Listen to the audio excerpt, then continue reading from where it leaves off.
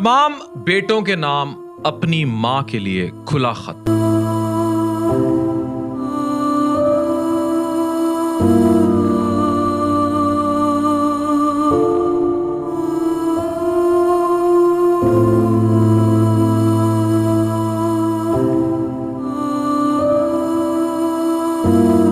ये 10 बातें जो हर बेटे को अपनी माँ से जरूर कहनी चाहिए, उस माँ से जब वो 50 साल की उम्र की हद पार कर जाए।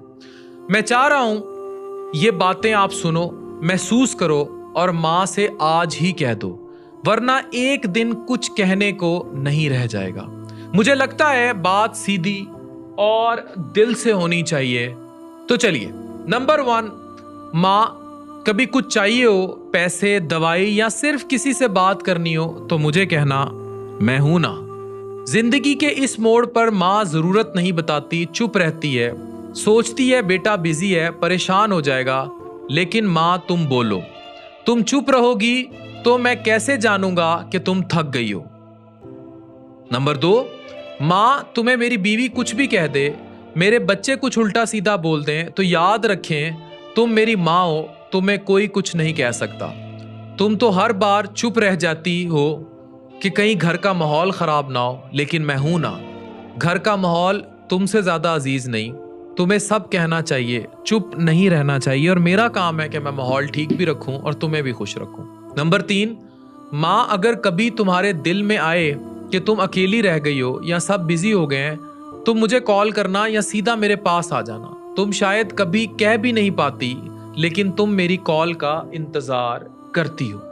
मैं नहीं चाहूंगा कि मेरी माँ एक दिन अकेली मर जाए, जैसे आयशा खान नामवर अदाकारा इस दुनिया से चली गई। जी हाँ, 80 साल से ऊपर उम्र, 7 दिन तक डेड बॉडी फ्लैट में पड़ी रही, ना बेटा आया ना रिश्तेदार। एक जमाने में सब उसे देखते थे, आखिर में कोई उसे देखने ना आया। ये बातें मैं इसीलिए कर रहा हूँ। नंबर 4, माँ अगर कभी मैं फाइनेंशियल डाउनफॉल का शिकार हो भी जाऊं तो भी ये मत सोचना कि तुम मेरे लिए बोझ हो, मैं तुम्हें कभी किसी नौकर या ड्राइवर के हवाले नहीं करूंगा। नंबर 5, माँ कभी कुछ अच्छा खाने का करे या कोई पुरानी पसंद याद आए, मुझे कहना, तुम्हारा कहना मेरे लिए ऑर्डर नहीं फर्ज है। तुम तो हमेशा हम सब की फरमाइश पूरी करती रही।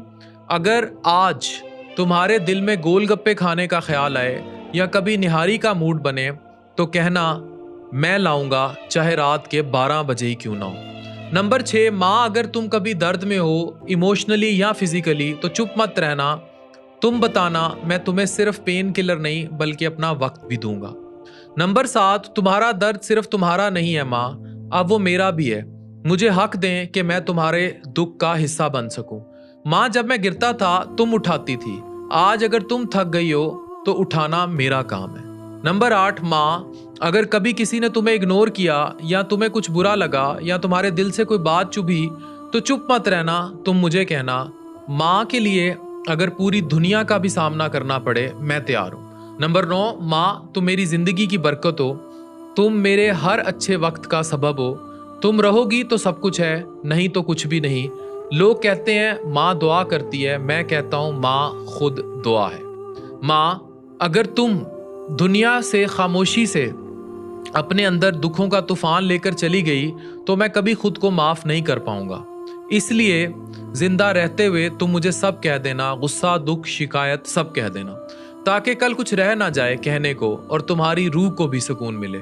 आप सोच रहे होंगे ये सब कहना मुश्किल है, लेकिन असल मसला ये है हम ये कहते ही नहीं है या कहना चाहते नहीं है। तो फिर एक दिन वो चली जाती है, जैसे आयशा खान चली गई, और सिर्फ एक गिल्ट रह जाता है, साइलेंस का। आप बिजी हो कैरियर में, शादी में, बच्चों में, बीवी में, पैसा कमाने में, लेकिन माँ के लिए सिर्फ आप हो। वो रोज अपना दिन इस उम्मीद पे गुजारती है कि आज बेटा फोन करेगा, आज बेटी मिलने आएगी, लेकिन कभी कभी मौत फोन से पहले आ जाती है। अगर आपकी माँ जिंदा है, ये वीडियो देख रहे हैं, उन्हें जाके गले लगाइए, उनके लिए वक्त निकालिए, वरना जब वो चली जाएंगी तो सिर्फ आप नंबर देखते रह जाओगे, वो नंबर कोई कभी नहीं उठाएगा। माँ सिर्फ जन्म नहीं देती, वो जिंदगी भी आप पर वार देती है। उसे जीते जी याद कर लो, वरना उसकी याद जिंदगी भर रुलाएगी।